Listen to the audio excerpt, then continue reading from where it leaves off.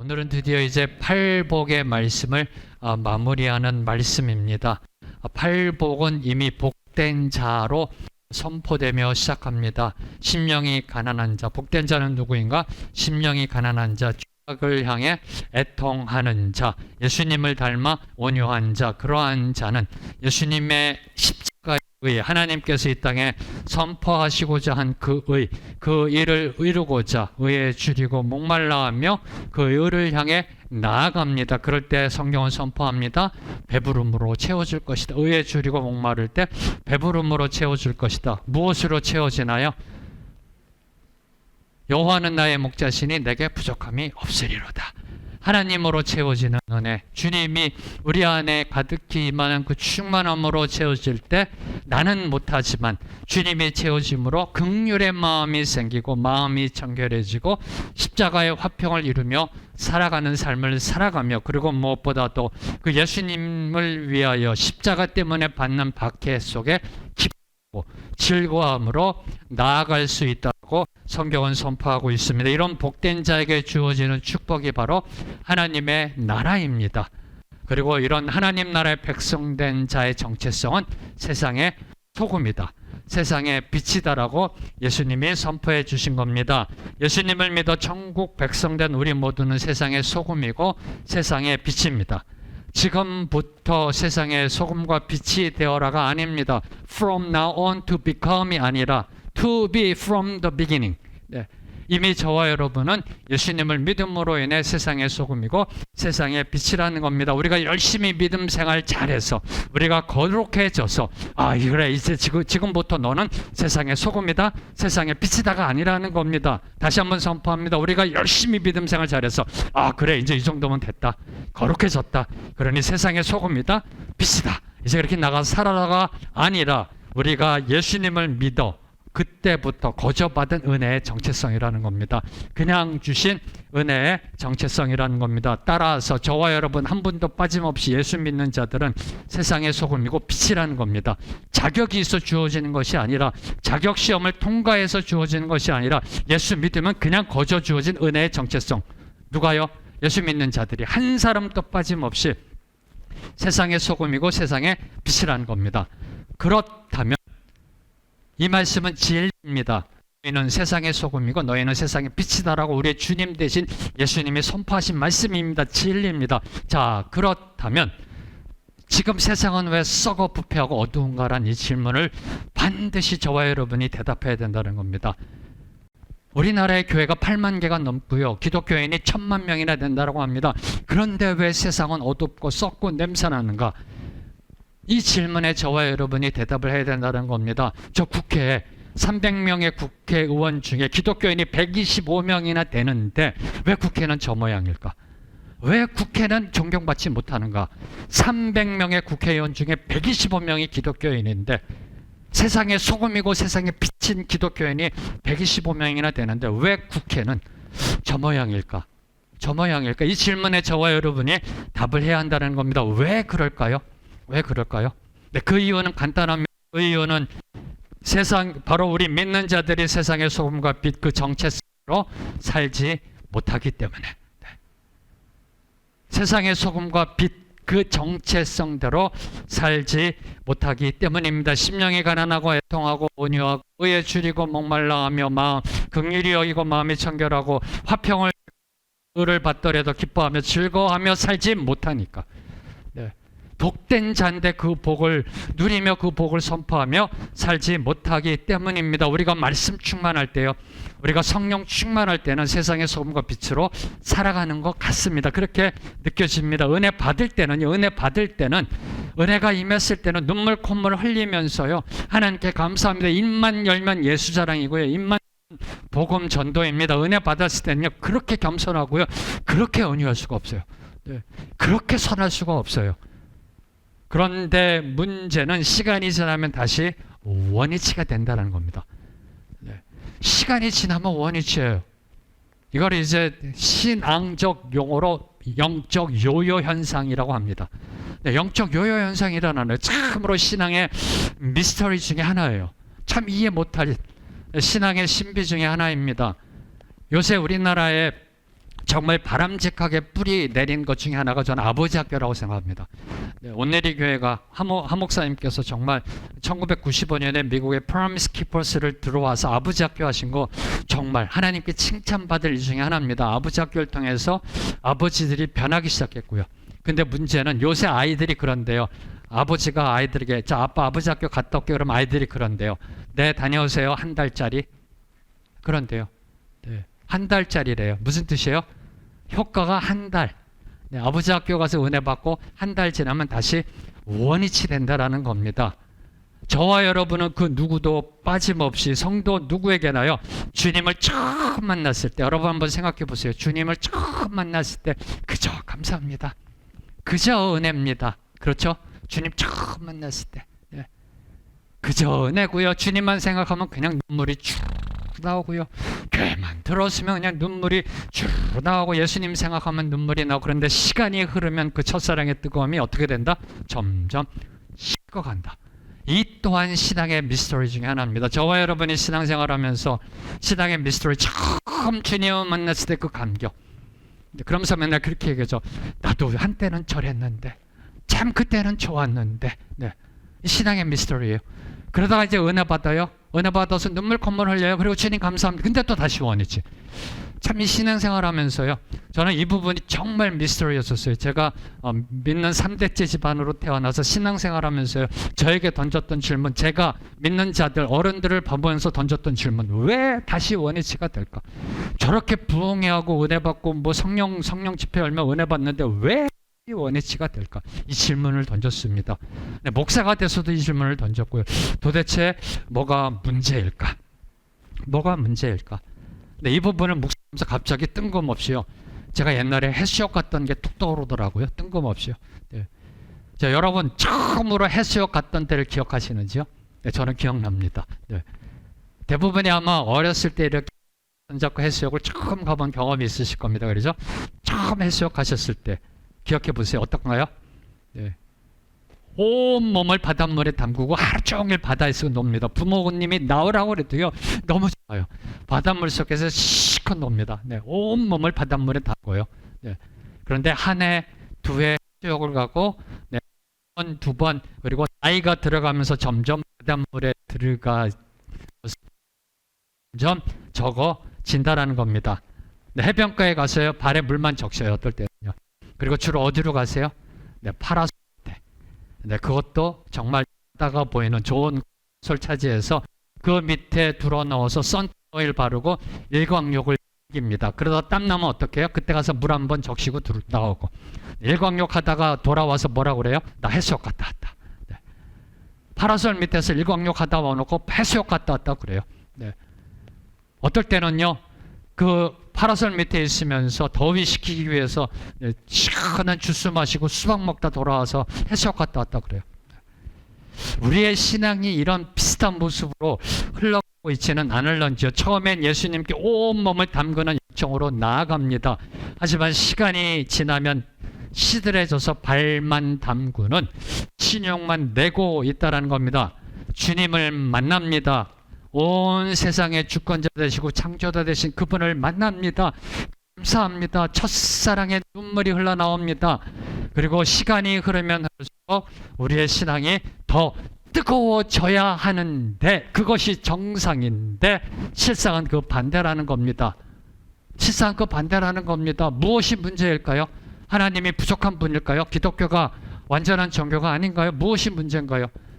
다시 선포합니다. 온 우주 만물을 창조하신 창조자, 주권자 되신 그분을 만납니다. 우리가 그분을 믿습니다. 얼마나 감사한지요. 그러면 완벽하신 그분, 세상을 만드신 그분을 믿는 종교라면 그분을 만나고 예배드리고 성경 보면 점점 더 우리의 신앙이 뜨거워져야 되는데 실상 그 반대로 간다는 겁니다. 점점 경건의 모양만 내는 종교 생활을 하게 되고요. 가끔가다 주어지는 은혜, 잔치상에서 떨어지는 부스러기만이라도 받는 그 은혜 감사하며 나아간다는 겁니다. 가끔가다 주어지는 그 은혜 만족하며 살아가게 된다는 겁니다. 무엇이 문제인가요? 이 부분이 저와 여러분이 곰곰이 묵상해야 된다는 겁니다. 다시 질문합니다. 저와 여러분 세상의 소금이고 빛인데 왜 세상은 썩고 부패하고 어두운가요? 이 질문은 저와 여러분이 주님을 만나 신앙생활 하는데 왜 첫 그 뜨거움은 점점점 식어지고 있는가? 무엇이 문제인가? 왜 발만 담그는 신용만 내고 있는가? 왜 주님한테 온몸을 담그는 열정을 잃어버렸는가? 이 질문입니다. 무엇이 문제인가요? 네. 바로 이 부분이 팔복을 마무리하는 설교입니다. 네. 저는 이 부분을 묵상하면서요, 하나님께 나아가면서 정말 다시 한번 주님이 주신 은혜 속으로 들어가 세상의 소금과 빛으로 살아낼 수 있는 저와 여러분이 되길 간절히 소망했습니다. 근데 악한 권세가 사탄 이걸 막는 것 같더라고요. 오늘 아침부터요, 저를 건들고요, 제가 교회에 와서 또 방해하고요, 제 영을 뒤집더라고요. 올바로 이 말씀을 선포하지 못하게. 바로 이 말씀, 지금부터 저와 여러분이 나눌 말씀, 그 어느 누구에도 예외가 되지 않는 말씀입니다. 이 말씀은 그 어느 누구에게도 피해갈 수 없는 그 말씀입니다. 왜 제대로 살지 못하고 있는가? 그 이유는 무엇인가? 우리의 믿음이 잘못되어서, 우리가 잘못 믿고 있거나 제대로 믿지 못해서입니다. 네. 제대로 믿으면 우리의 신앙은 점점점 뜨거워져야 된다니까요. 누군데? 그분이 누구신데? 창조주 하나님이신데, 오늘도 살아 역사하신 하나님이신데, 우리가 제대로만 믿는다면 우리의 신앙은 점점 더 뜨거워져야 된다니까요. 무엇이 문제다? 저와 여러분이 잘못 믿고 있어서, 네, 제대로 믿고 있지 못해서입니다. 처음에 그 순수함이 점점 내가 아는 지식으로 덮여져서 변질되고 탈색되고 있기 때문입니다. 네. 무엇이 도대체 그럼 무엇인가? 우리의 믿음이 제대로 작동되지 못하는 이유, 첫사랑을 잊어버리는 이유, 세상의 소금과 빛으로 살아가지 못하고 있는 이유, 기독교가 개독교라고 소리 듣는 이유, 저와 여러분이 하면 너나 잘해라고 듣고 있는 그 이유가 과연 무엇일까? 이 부분을 묵상하면서 목사로, 신학자로, 신앙인으로, 성도로 여러 가지가 떠오르더라고요. 그 중에서도 오늘 나눌 말씀은 본질적인 두 가지, 그 누구에게도 해당되는 그 두 가지의 말씀으로 저희들이 좀 도전받고요, 은혜 받게 되기를 소망합니다. 하나님의 말씀 중으로 두 가지를 살펴보겠습니다. 첫 번째로 욥기 8장 5절에서 7절 말씀. 네. 함께 읽겠습니다. 시작. 내가 만일 하나님을 찾으며 전능하신 이에게 간구하고 또 청결하고 정직하면 반드시 너를 돌보시고 내 의로운 초소를 평안하게 하실 것이라. 내 시작은 미약하였으나 내 나중은 심히 창대하리라. 내 시작은 미약하였으나 내 나중은 심히 창대하리라. 자, 이 말씀 딱 들었을 때 어떤 느낌이 오세요? 별로 느낌이 안 오세요? 그럼 제가 합니다. 사랑하는 성도 여러분, 여러분의 시작은 미약하였으나 여러분의 나중은 심히 창대할 줄로 믿습니다. 아멘, 할렐루야, 감사합니다. 이게 나오죠. 네, 그죠? 이 말씀은 주로 사업을 시작할 때, 그래서 사업을 시작할 때 또는 이사 갈 때, 새로 이사 갈 때, 또는 우리의 자녀들을 격려할 때 주로 축복의 문구로 사용됩니다. 특별히 자녀들이 디프레스되고 힘들어할 때, 야, 누구야, 괜찮아, 너는 이제 시작이야. 하나님이 너를 인도하시면 네 시작은 미약하지만 내 나중은 심히 창대할 줄로 믿는다. 이 격려할 때 저희가 자주 사용하는 말씀입니다. 어떤 느낌으로 여러분이 이 말씀을 축복하세요? 어떤 말씀으로 이 말씀이 다가오세요? 시작은 세븐일레븐, 나중은 이마트. 아니에요? 시작은 반지하, 나중은 펜트하우스. 이런 의미로 받아들이고 있지는 않으세요? 그렇죠? 네. 모든 사람들이 한 사람도 예외 없이 이 말씀 앞에 이런 기복주의적인 마음으로 받아들이고 있다라는 겁니다. 그러나 이 말씀의 본질은 대박의 축복을 선포하는 말씀이 아니라는 겁니다. 지금 욥이 죄인임을 전제하고 그에게 회개할 것을 촉구하는 말입니다. 조금 있으면 저희들이 지금 욥기서 새벽 기도회 때 그 말씀으로 은혜 받고 있는데 조금 있으면 이 말씀도 나옵니다. 네. 그때 가서 좀 더 저희들이 나누기도 하고요. 그리고 무엇보다도 이 말씀은 하나님이 하신 말씀이 아닙니다. 욥의 친구 중에 빌닷이라고 하는 한 친구가, 욥이 자기는 의인이다, 죄를 안 졌는데 고난받는다 하니까 이 말씀을 한 겁니다. 제가 이렇게 설명해도요, 아, 그렇구나, 문맥이 그렇구나, 시간이 지나면 제가 얘기한 거 이입니다. 뭐만 남아요? 나중에 심히 창대한, 이것만 남아요. 나중에 심히 창대하며 축복을 받고자 하는 그 기복주의 마음이 우리 내면 속에 깊게 짙게 깔려 있다라는 겁니다. 그 어느 누구도 예외가 아닙니다. 테스트입니다.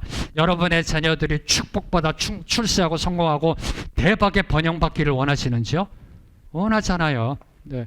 그 어느 누구도 예외가 아니라니까요. 기복은 잘못된 게 아닙니다.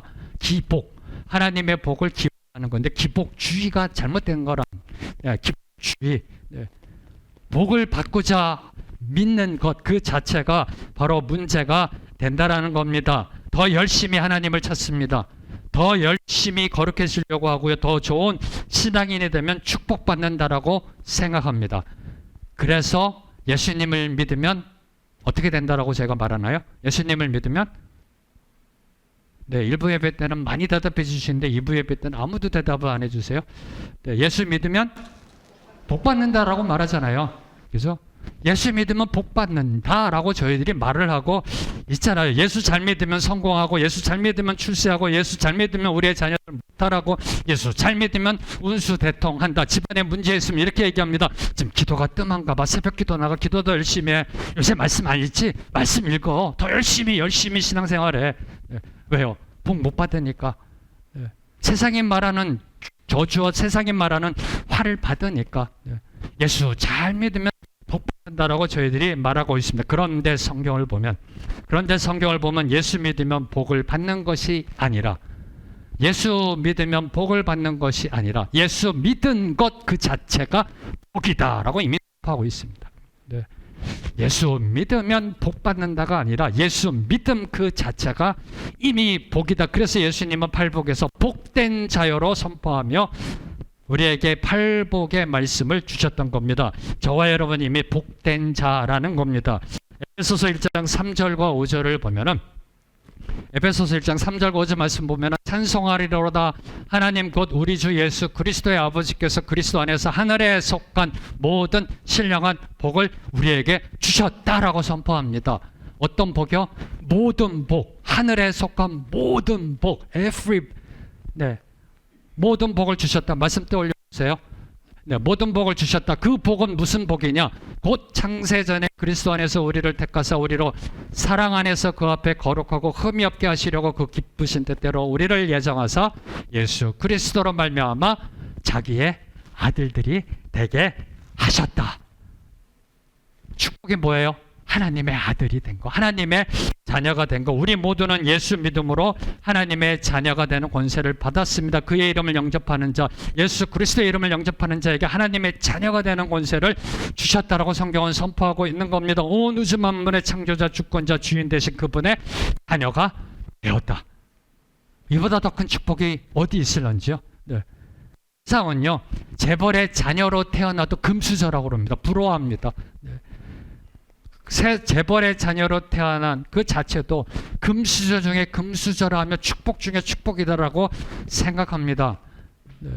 제가 학교 다닐 때 그랬어요. 학생들이요, 이 재벌의 자녀로 태었으면 이 공부할 필요도 없는데, 공부할 필요도 없는데 대충 졸업장이 났다고, 사업체 하나 물려받아서, 재벌의 자녀로 태어난 금수저라고 부러워하는데 하물며 하나님의 자녀가 되었다라는 것.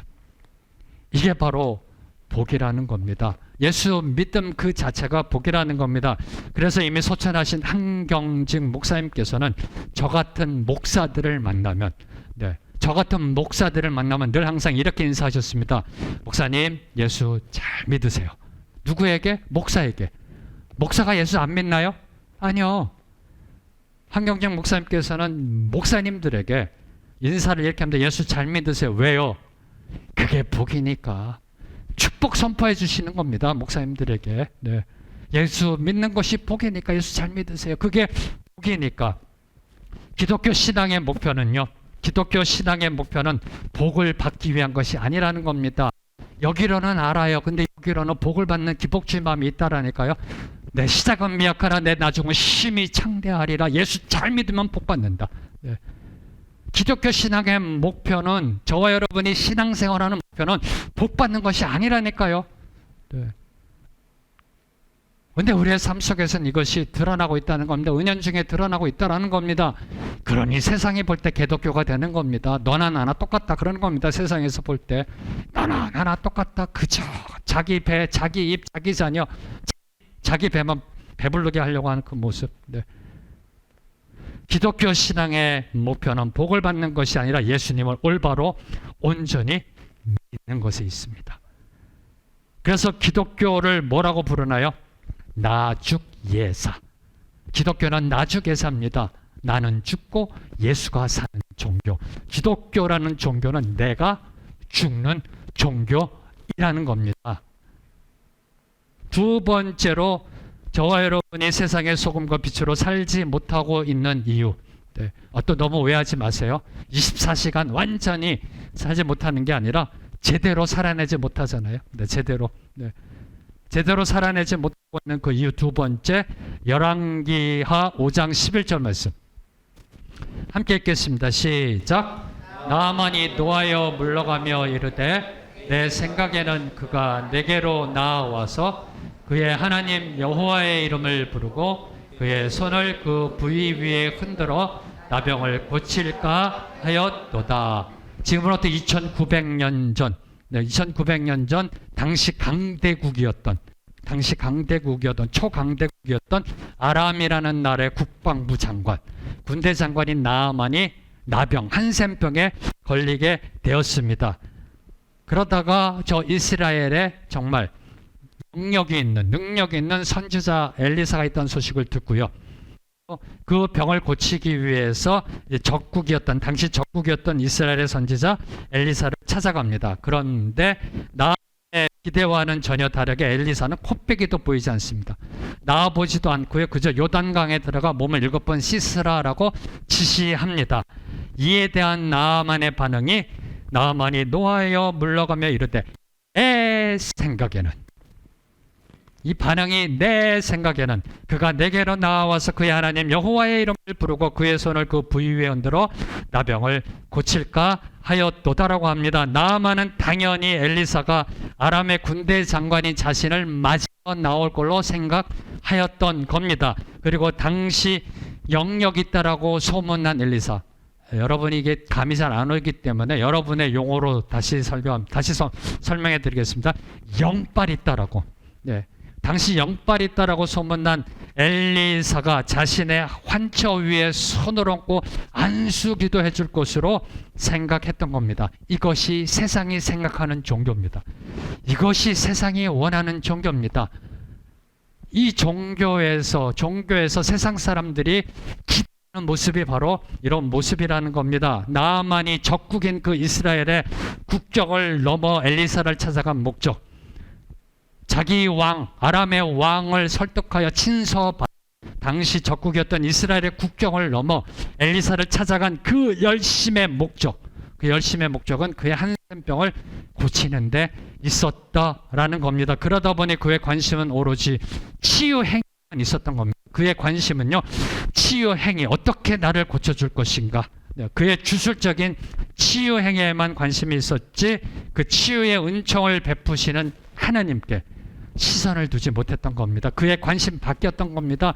치유의 은총을 베푸시는 분 하나님께로 나아가지 못했던 겁니다. 바로 이 나아만의 내 생각에는 오늘날 우리의 생활에도 계속해서 진행형이라는 겁니다.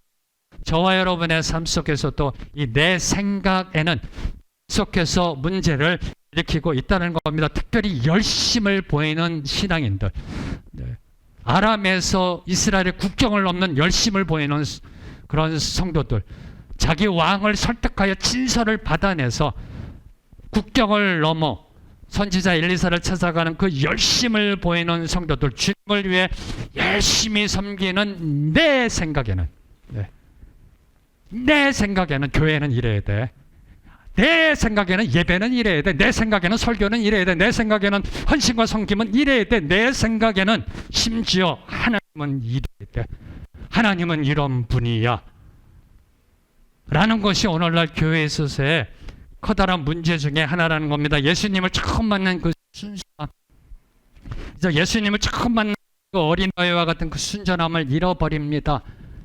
좀 배웠다고, 좀 성경 알게 되었더라고, 좀 배웠더라고 내가 생각하고 내가 만든 그 프레임 속에 하나님의 말씀을 담기 시작합니다. 내 생각엔 아니야. 말씀 이렇게 이해해야 되는 거야. 내 말씀에 황 목사 틀렸어. 보니까 다른 교회 목사 이렇게 얘기해. 내 생각엔 아니야. 하나님의 말씀을 가감하기 시작합니다. 하나님의 말씀을 재단하기 시작합니다. 그리고 심지어 하나님까지 내가 만든 그 프레임 속에 가둬버리는 그런 우를 범하게 된 겁니다. 하영정 목사님께도 살아계실 때 늘 항상 이 부분을 저와 여러분에게 경고하셨습니다. 내가 만든 신앙적 프레임 속에 하나님을 가두지 말라라고 몇 번이나 강조하셨습니다. 왜요? 내 생각엔 라는 종교를 만들어가고 있으니까. 네. 좀 안다고, 성경을 좀 안다고요, 좀 배웠다라고요. 내 생각엔. 사랑하는 성도 여러분, 예수님이 이 땅에 왜 오셨다라고 생각하세요? 예수님이 이 땅에 오신 목적이 뭘까요? 네. 이 땅에 오신 목적이 뭘까 한번 생각해 보세요. 예수님이 왜 이 땅에 오셨나? 제가 신학교에 있을 때, 신학을 가르칠 때도 학생들에게 이 질문을 던지고요. 그리고 온누리 교회에서 섬길 때도 이 질문을 많이 던졌습니다.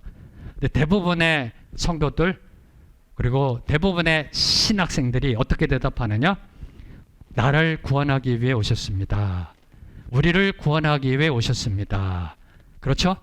예수님이 왜 오셨어요? 이 땅에? 우리를 구원하기 위해 오셨습니다. 이 벌어진 나, 아무 자격 없고 공로 없는 나를 구원하기 위해 오셨습니다라고 대답합니다. 네. 틀린 답은 아닌데 옳은 정답이 아닙니다. 네. 신학교에서는 제가 이렇게 대답하면 50점밖에 안 줬습니다. 성도님들이 말씀하시면 네, 맞습니다. 그러나 라고 이야기합니다. 그리고 참으로 위험한 대답입니다. 위험한 대답입니다. 예수님이 나를 구원하기 위해 오셨다? 나를 구원하기 위해 오셨다? 이 생각은 나도 모르게 은연중에 나 중심의 종교를 만들어갑니다. 나 중심의 종교관을 만들어가게 된다는 겁니다. 나를 위해 오신 예수님 얼마나 감사해요. 그렇죠? 평상시에는 전혀 문제가 되지 않습니다. 나를 위해 오신 예수님, 하늘 보좌 버리시고 나 같은 거 살리시고 오시니 너무나 감사해요. 근데 문제는 언제 발생한다? 이 나 중심의 종교관이 내 내면 속에 잠재되어 있다가 언제 이게 문제를 일으키느냐? 시련과 고난을 만났을 때. 네. 시련이 닥치고 고난 속에 들어가면은 바로 이 인본주의적인 종교관이 쑥 올라와서요, 문제를 일으키게 되어 있다는 겁니다. 아주 오래전에요. 아주 오래전에. 제가 이 아주 오래전이라고 강조하는 것은 누구지라고 할 필요 없다라는 겁니다. 아주 오래전에 믿음이 좋은 권사님 한 분이 저에게 찾아오셔서 상담을 하신 적이 있습니다. 네. 권사님께서 저에게 오셔서 어렵게 말을 꺼냅니다. 그 가정의 여러 가지 문제들. 네. 그럼 특별히 이제 자녀들의 문제들을 이야기하십니다. 네. 자녀들의 문제, 신앙적으로 잘 키웠는데 이제 나이 들어서 살고 있는 그 모습 속에 너무나 안타까워 힘들어 하시면서요, 문제들을 이야기하시고, 그리고 권사님이 이제 생긴 그 건강상의 질병의 문제를 이렇게 저한테 이야기하시면서 그 고통과 아픔을 토로하다 갑자기 목사님, 하나님이 나에게 이러시면 안 됩니다라고 울음을 터뜨리십니다. 하나님이 나에게 이러시면 안 됩니다. 내가 어떻게 하나님을 섬겼는데 하나님이 나에게 이러시면 안 됩니다. 그리고 하나님이 더 이상 자신을 사랑하지 않으시는 것 같다라고 말씀하십니다. 심지어 하나님이 존재하지 않은 것 같다라고 말씀하십니다. 물론 이해가 됩니다. 그러나 이런 말씀을 하신 그 배후에는 하나님의 아들 예수님이 나를 위해 오셨는데, 네. 하나님의 아들이신 예수, 만왕의 왕, 만주의 주 되신 그 예수님이 나를 위해 땅에 오셨는데 내가 고난을 당한다, 내가 시련을 받고 있다, 복을 받지는 못할 망정 온 집안이 문제덩이다, 이게 이해가 안 되는 겁니다. 이 내면 속에, 잠재의식 속에, 머리로는 아는데 신앙이요, 내 내면 속에 있었던 그 나 중심의 종교관이 쑥 올라오는 겁니다. 뭔가 사기당한 느낌, 뭔가 배신당한 느낌. 그래서 시험 들게 되고요, 그래서 교회를 떠나는 분들도 있습니다. 예수님이 이 땅에 오신 목적, 여러분은 그 목적이 무엇이라고 생각하시는지요? 예수님이 이 땅에 태어나신 그날 하늘에 있는 천군 천사들이 들에 양을 치던 목자들에게 이렇게 이야기합니다. 너희를 구원할 구세주가 태어나셨다. 다윗의 동네에 태어나셨다. 이 기쁜 소식을 너에게 전한다. 그리고 예수님이 왜 이 땅에 오셨는지, 누가복음 2장 14절에서 이렇게 선포합니다. 지극히 높은 곳에서는 하나님께 영광이요, 땅에서는 하나님이 기뻐하시는 사람들 중에 평화로다. 누가요?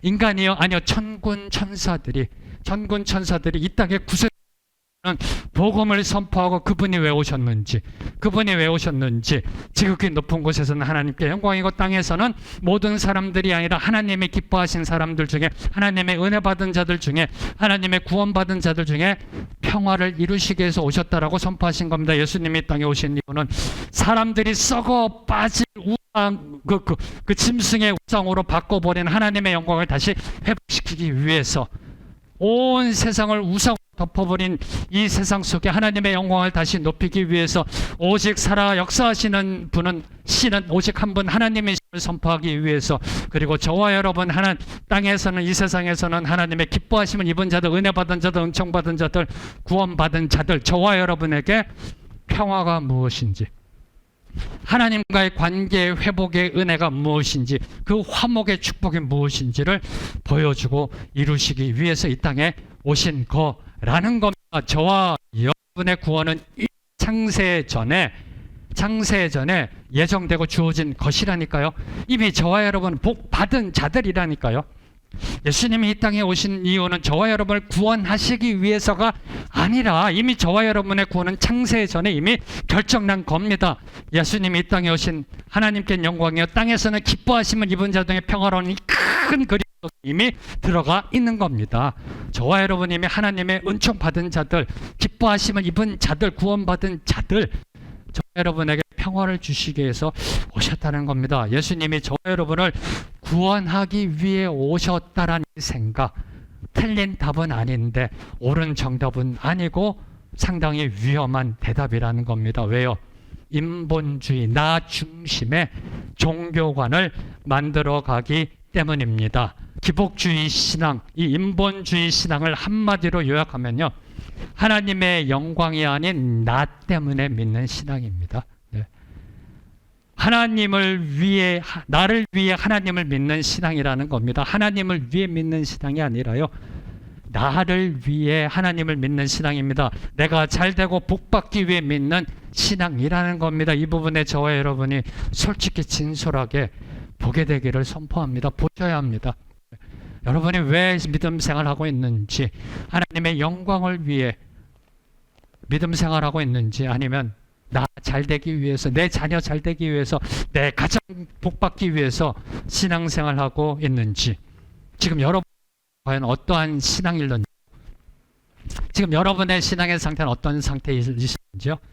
네. 너무나 좀 이게 좀 범위하게 질문을 이렇게 딱 던져서 감이 잘 안 잡히세요?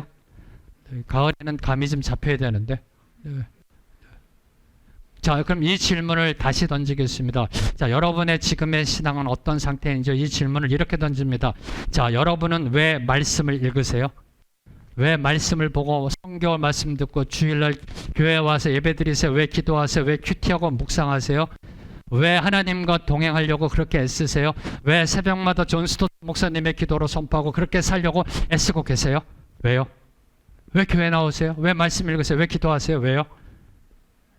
하나님의 자녀로 살아가기 위해서, 그래서 더 거룩해진 성도로 살아가기 위해서, 어제보다 더 나은 성도가 되기 위해서, 한마디로 믿음 좋은 성도가 되기 위해서. 그래서 열심히 기도합니다. 그래서 열심히 말씀 봅니다. 열심히 봉사합니다. 열심히 성경 공부합니다. 그러면 변화받는다라고 생각합니다. 그런데 문제가 뭐예요? 안 변해요. 그런데 문제는 안 바뀐다는 사실입니다. 옛성 그대로고요, 옛습관 그대로예요. 옛사람 그대로예요. 안 바뀌어요. 180도만 바뀌면 되는데 360도 쑥 돌아서 다시 원위치예요. 안 바뀌어요. 그렇게 열심을 내서 신앙생활을 하는데, 열심히 기도하고 열심히 말씀 보는데 안 바뀐다는 겁니다. 그렇게 노력했는데, 성경을 100번 통독했는데, 40일 금식 기도했는데, 철야 기도했는데, 새벽 기도 한 번도 안 빠졌는데, 성경 공부는 다 했는데 안 바뀌어요. 안 바뀌어. 죽으라고 안 바뀌어. 네. 그럼 이제 어떻게 돼요? 장로인데, 목사인데, 집사인데 벌써 4년 신앙생활 했는데 안 바뀌어. 어떻게 돼요? 신앙의 열정은 점점점 식어가요. 네, 신앙의 기쁨은 점점 사라져가요. 슬슬 교회가 부담되기 시작해요. 네. 슬슬 교회가 부담되기 시작해요. 하나님께, 예수님께 온몸을 담그는 것을 꺼리게 돼요. 네. 발만 슬쩍슬쩍 담그는 신용만 합니다. 범사의 감사가 사라져요. 마음속에 불평과 투덜거림이 생기기 시작해요. 교회의 모습을 보면, 성도의 모습을 보면 거슬리기 시작해요. 그러다가 어느 날 갑자기 뚝! 아이고, 내가 이러면 안 되지. 또 깨달음이 와요. 갑자기 문득 내가 왜 뭐하고 있지? 이래서는 안 되지 라고 생각합니다. 목사인데, 장로인데, 권사인데, 안수집사인데 내가 지금 신앙생활을 40년 했는데 4대째인데 남들이 나를 믿음 좋다라고 이야기하고 있는데 이러면 안 되지. 그래서 쓰기 시작하는 게 뭐다? 영적 가면을 쓰기 시작합니다. 안 바뀌니까 영적 가면을 쓰기 시작합니다. 그렇게 노력했는데도 안 변하니까 위선과 가식에, 가선에 가면을 쓰기 시작합니다. 그 가면이 한마디로 요약하면 삶의 이원화와 신앙의 이중성인 겁니다. 네. 안 바뀌니까 그렇게 열심을 냈는데 안 바뀌어요. 월요일부터 일요일까지 하루도 안 빼놓고 교회 나와서 봉사하고 말씀 듣고 기도하고 찬양했는데 안 바뀌어요. 안 바뀌니까 월요일부터 토요일 뚝 잘라내요. 네, 뚝 잘라냅니다. 세상과 하나님 나라를 구분해요. 네. 왜요? 일주일 내내 제대로 살려고 노력하는 게 지치는 거예요. 힘든 거예요. 뚝 잘라내서 월요일부터 토요일까지는 세상 방식대로 내 멋대로 살아갑니다. 그러다가 일요일은 교회 와서 거룩한 척 종교인의 삶을 시작하게 됩니다. 주일만 주님과 함께하는 적당히 믿는 생활을 이제 시작합니다. 경건의 능력이 아닌 경건의 모형만 신용내다가 월요일 날은 이제 다시 세상으로 쭉 들어갑니다. 네, 교회 섬기다가 교회 생활하다가 부딪힌 그 문제들, 스트레스 때문에 아유 이번 주는 김 집사 때문에 너무나 힘들었어. 이번 주는 황 목사 설교 때문에 너무나 힘들었어. 지금 이거 좀 풀어야 돼. 풀어야 어디 맛집 없어? 어디 힐링할 곳 없어? 좀 좋은 것? 네.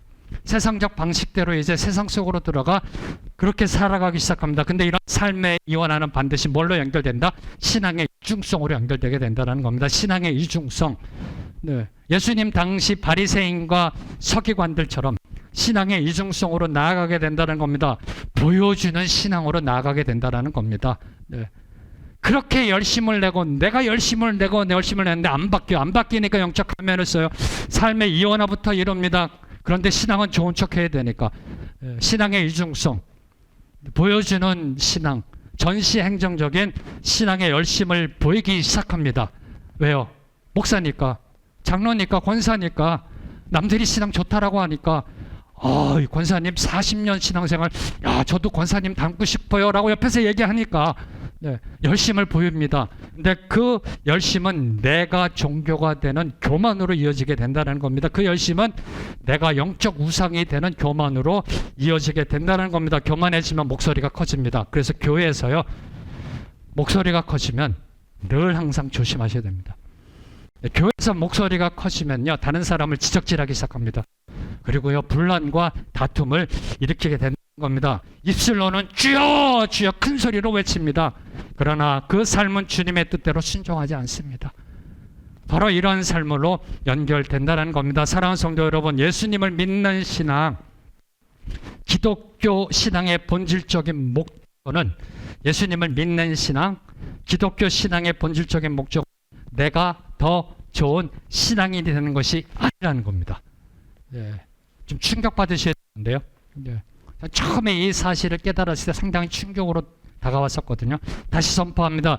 저와 여러분의 신앙생활의 목적은 더 나은 신앙인이 되는 게 아니라는 겁니다. 더 나은 신앙인이 되기 위해서 내가 더 열심히 노력하고 내가 더 수고하고 열심을 내면 낼수록 나 중심 자숭배 인본것에 걸리게 된다는 겁니다. 이게 딜레마입니다. 네.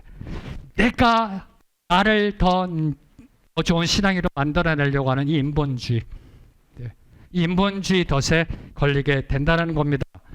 신앙은요, 나에 관한 것이 아니라는 겁니다. 네. 신앙은 우리에 관한 것이 아니라니까. 신앙은 하나님에 관한 겁니다. 신앙은 하나님에 대한 겁니다. 신앙은 to God, for God. 네. 신앙은 나에 대한 것이 아니라니까요. 네. 더 더 좋은 신앙인이 되는 것이 아니라니까요. 성경 공부하고 신앙훈련의 궁극적인 목표는 나의 영성을 개발하고 신앙을 더 좋게 하는 데 있지 않다라는 겁니다. 신앙생활의 목적은 바로 하나님을 알아가는 것. 신앙의 목적은 하나님을 알아가는 겁니다. 더 나은 내가 되는 것이 아니라 더 많이 하나님을 아는 것이 신앙의 본질이라는 겁니다. 증명하겠습니다. 호세아 6장 2절에서 3절 함께 읽겠습니다. 시작. 여호와께서 이틀 후에 우리를 살리시며 셋째 날에 우리를 일으키시리니 우리가 그의 앞에서 살리라. 그러므로 우리가 여호와를 알자. 힘써 여호와를 알자. 그의 나타나심은 새벽빛같이 어김없나니 비와 같이 땅을 적시는 늦은 비와 같이 우리에게 임하시리라 하니라. 우리가 살기 위해서는 하나님을 알아야 합니다. 우리가 살기 위해서는. 그래서 요한복음 17장 3절에 보면 영생, 영원한 생명의 축복, 영생은 하나님과 그의 아들 예수 그리스도를 아는 것이다. 신앙의 본질은 하나님을 아는 겁니다. 우리에게 항상 임하고 계신 그 하나님, 때에 맞춰 늦은 비와 이른 비와 같이 언제나 늘 항상 우리에게 임하고 계시는 하나님, 그 하나님을 아는 겁니다. 그래서 호세아 선지자는 오늘도 저와 여러분을 향해 선포합니다. 여호와를 알자. 힘써 여호와를 알자. 이게 바로 신앙의 본질이라는 겁니다. 저와 여러분, 우리가 열심을 다해 끊임없이 노력을 해야 될 것, 그것은 내 신앙의 변화가 아니라는 겁니다. 여호와를 아는 것, 우리가 최선을 다해 노력해야 하는 것, 내가 좀 더 나은 거룩한 성도가 되는 것이 아니라는 겁니다. 여호와를 아는 것, 하나님을 아는 것, 하나님을 알게 되면 저절로 삶은 변화되게 되어 있고요. 하나님을 알게 되면 저절로 내 신앙은 성숙되고 성장되게 되어 있고요. 하나님을 알게 되면 새벽 기도 나오지 말라고 그래도 새벽 기도 나오고요.